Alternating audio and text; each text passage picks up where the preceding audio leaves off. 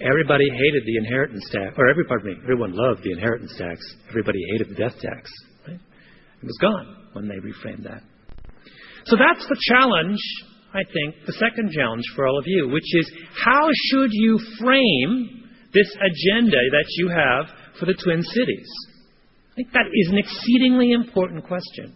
You know, when I was reading through the Council on Justice report, one of the most disturbing charts was this comparison, state-by-state comparison of most serious sale thresholds in Minnesota and surrounding states. In other words, how much of a given drug do you have to be carrying before that your arrest for it, for possession, triggers those really, really punitive federal sentence guidelines. And in Illinois, for example, the thresholds for meth and powder cocaine and crack cocaine are 900 milligrams for all three of those.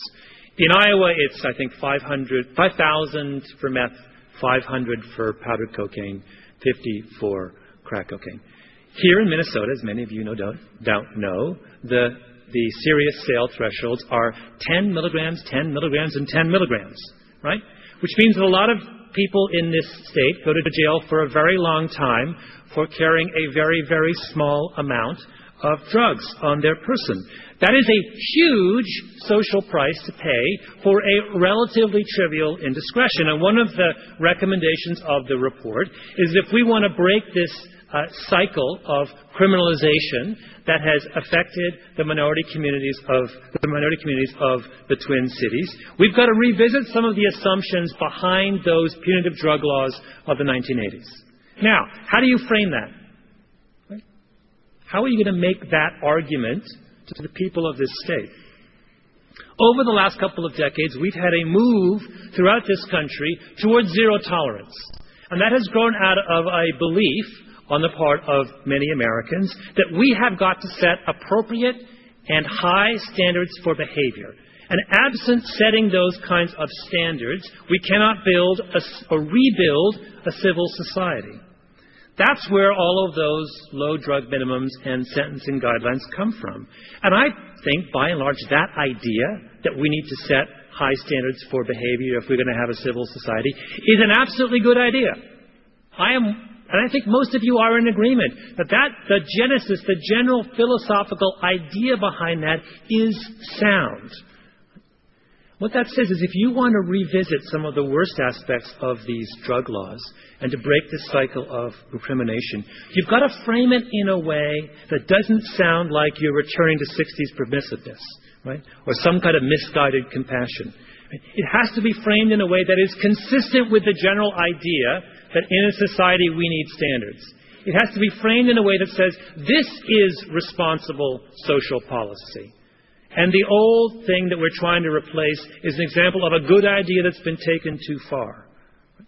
In other words, the way that we discuss these kinds of refrains has to be done in a careful and disciplined and measured manner, because the details of how these kinds of reforms are discussed make all the difference in the world in the likelihood of the public accepting them, embracing them, and supporting them. Similarly, in painting this kind of bleak picture of what happens to this community over the next 25 years if steps aren't taken now, the challenge is not to frame these efforts of reform defensively. This can't become a scare story. Right? It must be seen, it must be painted as an opportunity.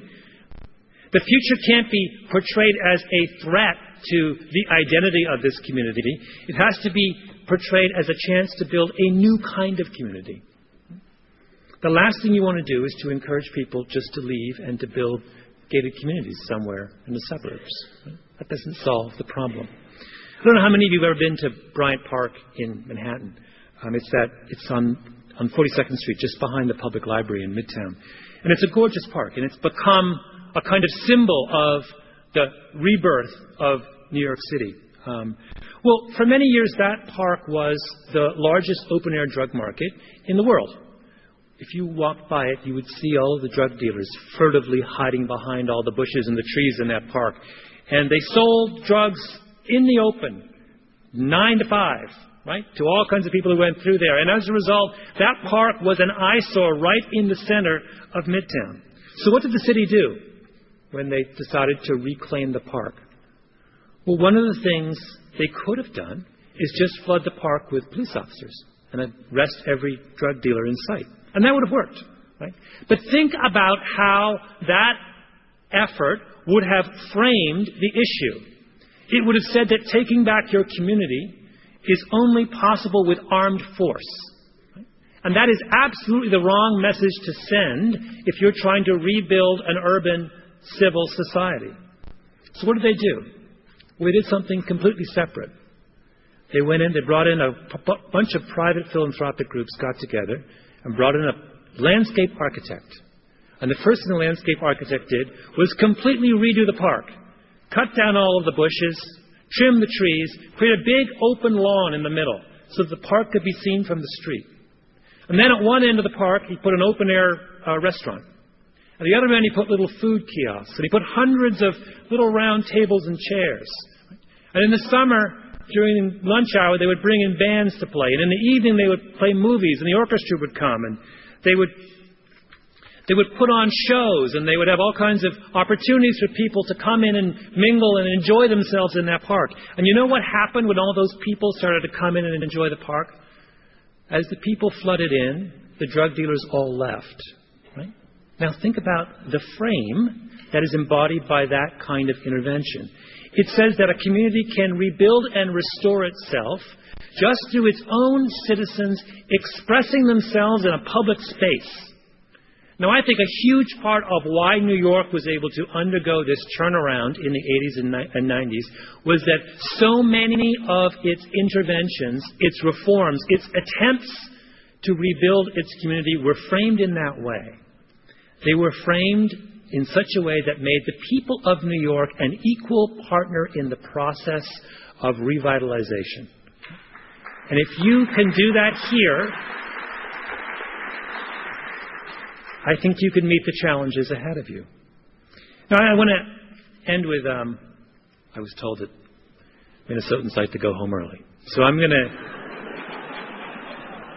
end, we're going to do Q&A, by the way, when I'm finished, but I want to end with one more story. A couple of weeks ago, I went to I spent a few days in a charter school in the South Bronx, which, as you all know, was one of the poorest and most dangerous poverty-stricken neighborhoods in the United States. And this is one of those KIPP academies, which is this it's a charter school movement that's been spreading across the United States in recent years. And it's a middle school, and it was set up about 10 years ago. And it takes kids by lottery from all over the Bronx. And it's had enormous success. Basically, their record over the last 10 years is that when the kids come in 5th grade, they're doing reading and math at the 30th percentile. And when they leave that school in 8th grade, they're doing reading and math at the 80th percentile. And most of those kids, 90% of them go on to independent or private high schools. And an incredible percentage of those kids in turn go on and go to college. In fact, one of the striking things about the school is that when you walk in, they have put a pennant from the college of every graduate of that school has ever attended. And let me tell you, the walls are completely covered in pennants. And I will say that is the only school in the South Bronx of which that can be said to be true. Now, why does that school do so well? Well, obviously it has dedicated teachers, and it has they've gone back and they've redone the curriculum, and they've made all kinds of changes. But at the core of that school is a very simple fact, which is the kids get there at 7:25 in the morning, and school runs until 5 in the evening, at which point they do extracurricular activities for an hour or an hour and a half. And then on Saturdays, they come in at 8, and they go until 1. And in July, when everybody else is off on vacation and gone to camps and all the other parts of New York City, those kids come back, and they start their school year in July, as opposed to taking the whole summer off. They are in school doing math and English and other critical subjects, 60% more than the average public school kid in New York State. And the reason for that is very simple. And that is, if kids from disadvantaged backgrounds are going to catch up with their middle-class peers, they're going to have to outwork them. That is the theory of the school.